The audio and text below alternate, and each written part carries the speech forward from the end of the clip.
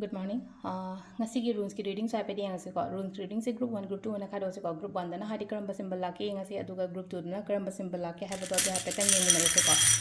So sidagi ani khatang lo so ko dum thain taraga. Ani lo thok sidagi hadi ahamba ko. Ahamba symbol ko. Ahamba symbol se sida leire ko. Aduga ani suba symbol na sida leire ko. Ahamba gi symbol na sida leire aduga ani suba symbol na sile ko. Ahamba gi se ngasi se ko yamna hai tare ko.